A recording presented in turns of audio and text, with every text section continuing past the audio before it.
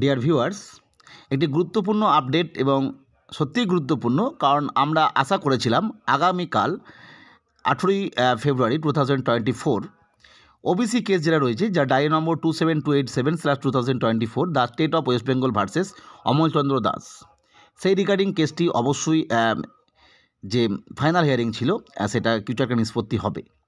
কিন্তু ইতিমধ্যে আজকে সন্ধ্যেবেলায় যে তথ্যটা উঠে আসছে সেটা হচ্ছে, তোমরা দেখতেই পাচ্ছ যে এই ডায়েরি নাম্বারের কেসটি বর্তমানে যে স্ট্যাটাস বা টেস্ট দেখা হয়েছে সেটা হচ্ছে pending motion hearing, top of the list for admission. কিন্তু গুরুত্বপূর্ণ বিষয় যে টেন্টেটিভলি যে ডেট দেওয়া হয়েছে সেটা কিন্তু দিয়ে দেওয়া হলো ঠিক 1 মাস বাদ, অর্থাৎ 18/3/2025, অর্থাৎ যেটা 18/2/25 ছিল সেটা হয়ে গেছে 18/3/25, অর্থাৎ কম্পিউটার জেনারেটেড ডেট হিসাবে এটা চলে গেল প্রায় 1 মাস বাদ। অর্থাৎ আমরা বুঝতে পারছি কালকের যে ওবিসি কেস সেটা কিন্তু হলো না। পরবর্তী ক্ষেত্রে আমাদের আরও 1 মাসের অপেক্ষা করতে হবে। যদিও পরবর্তী ক্ষেত্রে আমাদের সুপ্রিম কোর্টের ওয়েবসাইটে লক্ষ্য রাখতে হবে এই কেস রিগার্ডিং অন্য কোনো তথ্য পাওয়া যায় কি না।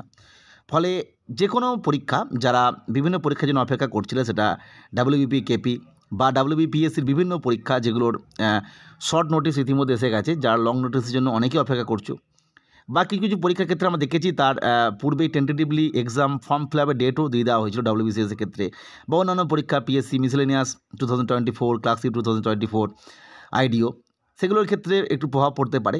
বা আর একটা তথ্য উঠে এসেছে, সেটা আমরা পূর্বেই দেখেছিলাম, যারা পিএসসিতে ডেপুটেশন দিয়েছিলেন সেখানে জানা গিয়েছিল যে ওবিসি কেসটা না মিললে ক্লার্কশিপ বা মিসেলেনিয়াসে ভ্যাকেন্সির আপডেট দেওয়া যাচ্ছে না।